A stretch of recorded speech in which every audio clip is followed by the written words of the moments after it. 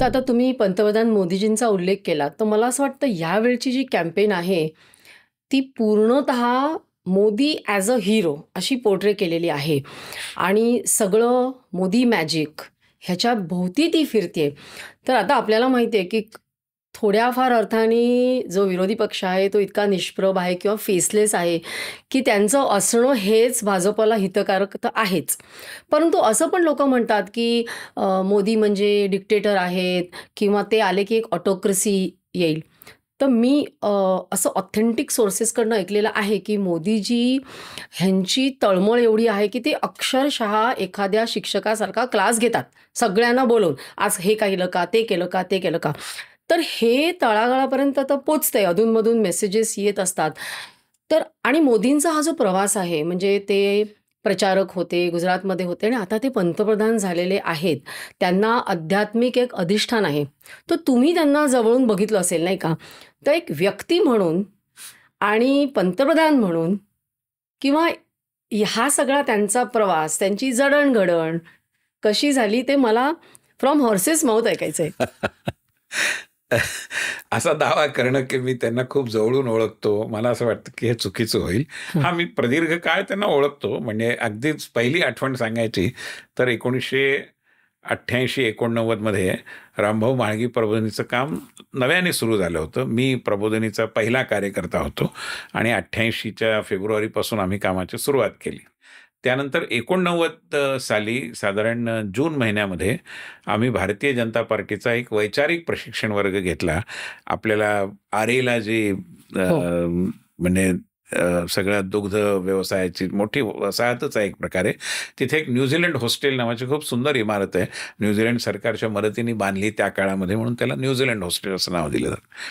तर तिथे आम्ही, कारण आमचं जे प्रबोधिनीची वास्तू आहे ती तोपर्यंत बनलेली नव्हती, त्यामुळे आम्ही तिथे तो प्रशिक्षण वर्ग घेतला आणि मला अतिशय व्यवस्थित आठवतंय की त्यामध्ये भारतीय जनता पार्टीचे महाराष्ट्र प्रदेशातले 143 प्रमुख कार्यकर्ते, जे कार्यकारिणीचे सदस्य आहेत, ते त्याला उपस्थित होते.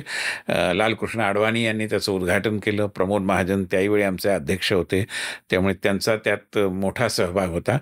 आणि महाराष्ट्राचा जरी तो अभ्यासवर्ग असला तरी त्यात गुजरातीतून एक पथक आलं होतं. 4-5 जण निरीक्षक म्हणून आले होते. त्याचं नेतृत्व नरेंद्र मोदी करत होते. कोणत्या साली हे? हे 89 सालची गोष्ट आहे. ओह! आणि तेव्हाच ते म्हणजे त्याच्या 1-2 वर्ष आधी ते राष्ट्रीय स्वयंसेवक संघाचे प्रचारक या नात्यानेच, परंतु त्यांच्या कामाचं क्षेत्र भारतीय जनता पार्टी हे ठरवलं गेलं आणि ते भाजपचे गुजरातचे संघटन मंत्री झाले. आणि त्या नात्याने आपल्या 4-5 सहकाऱ्यांसह ते त्या प्रशिक्षण वर्गात उपस्थित होते. आणि त्यावेळी तर परिस्थिती अशी होती की सगळेच जण खाली जमिनीवर बसून सतरंजीवर अभ्यास वर्गात सहभागी व्हायचे. त्यावेळी ना खुर्च्या होत्या, ना आजच्यासारख्या अत्याधुनिक व्यवस्था होत्या. आणि अतिशय गांभीर्यपूर्वक त्यांनी 3 दिवसाच्या त्या वर्गामध्ये सहभाग घेतला. खूप चांगल्या पद्धतीने काही प्रश्नही उपस्थित केले, चांगली चर्चा केली. त्यामुळे तिथपासून माझ्या त्यांच्याबरोबरच्या छोट्या-मोठ्या सहवासाच्या किंवा ज्याला आपण इंटरॅक्शन म्हणतो त्याच्या आठवणी आहेत. आणि पंतप्रधान झाल्यानंतर तुम्ही माणूस म्हणून कसे आहात असं विचारलं, त्या संदर्भात मला ही आठवण सांगावीशी वाटते की 2014 मध्ये ते पंतप्रधान झाले. मे मध्ये त्यांचा शपथविधी झाला. त्यानंतर जूनमध्ये मी त्यांना पत्र लिहून आणि फोन करून भेटीची वेळ मागितली. सुदैवाने मला ती जूनच्या अखेरीस किंवा जुलैच्या पहिल्या आठवड्यात असेल ती मला मिळाली. की तुम्हाला सुद्धा वेळ मागायला लागते. हो ना, ऑफकोर्स कोणालाही वेळ मागावाच लागेल. पंतप्रधान म्हणून. पंतप्रधान म्हटल्यानंतर तर त्याची एक औपचारिक प्रक्रिया आहे. पण सुदैवाने त्यांचं ऑफिस अतिशय तत्पर आहे, ॲक्सेसिबल आहे, त्यामुळे काही प्रॉब्लेम नाही. तर मी ज्यावेळी गेलो पंतप्रधानांना, म्हणजे मी अटलजींना भेटलो होतो, पण पंतप्रधानांच्या कार्यालय म्हणजे घरी, निवासस्थानी ज्यावेळी मोदीजींनी त्या निवासस्थानी राहण्याचा सराव केला होता, 1.5-2 महिनेच झाले होते, तर मी प्रथमच गेलो. आणि असं काय आपण दर महिन्यात थोडीच पंतप्रधानांना भेटतो, त्यामुळे मी असाच गेलो. आणि तिथे दिवाणखान्यात बसल्यानंतर बाकीचे 1-2 लोक होती. माझ्या लक्षात आलं की आपण काही फुलं वगैरे, काही गुच्छ काहीतरी घेऊन यायला हवं होतं ना. आपण पंतप्रधान या इतक्या उच्च पदावरच्या व्यक्तीला भेटतोय, जरी आपला परिचय असला, एक अनौपचारिकता असली, तरी आपण भेटताना निदान तेवढी औपचारिकता पाळायला हवी. पण मी फार खजील झालो, की आपण काहीच आणलं नाही. बरं तिथे बसल्यानंतर 10 मिनिटांनी माझी भेट होती. त्यावेळी काही करणंही शक्य नव्हतं. त्यामुळे ज्यावेळी मला आतमध्ये बोलावलं गेलं, त्यावेळी गेल्या-गेल्या मी त्यांना म्हटलं, "मोदीजी क्षमा करिये, मैंने कोई फूल-वूल तो लाए नहीं." तर माझ्या पाठीवर हात थोपटून असं म्हणाले, की "बुद्धिमान हो." त्यामुळे उलट ते म्हणाले, की "बरं केलंस काही आणलं नाही." कारण अशा फुलांचा काही उपयोग नसतो. तशी ती वायाच जातात. ती औपचारिकताच असते. हं. या अर्थाने ते म्हणले, की "बुद्धिमान हो." त्यामुळे असा एक अनौपचारिकतेचा भागही त्यांच्या व्यक्तिमत्त्वामध्ये आहे. आणि वेगवेगळ्या पद्धतीने वर्तमानपत्र आणि विरोधक त्यांच्याविषयी अनेक गोष्टी मांडतात, सांगतात. पण अटलजी जसे कवी होते तसे मोदी देखील कवी आहेत. त्यांच्या कवितांचं पुस्तक प्रकाशित आहे. त्यांची राहणी अतिशय शिस्तबद्ध आणि साधी आहे. आणि रोज फार कमी काळ झोपण्याकरता ते प्रसिद्ध आहेत.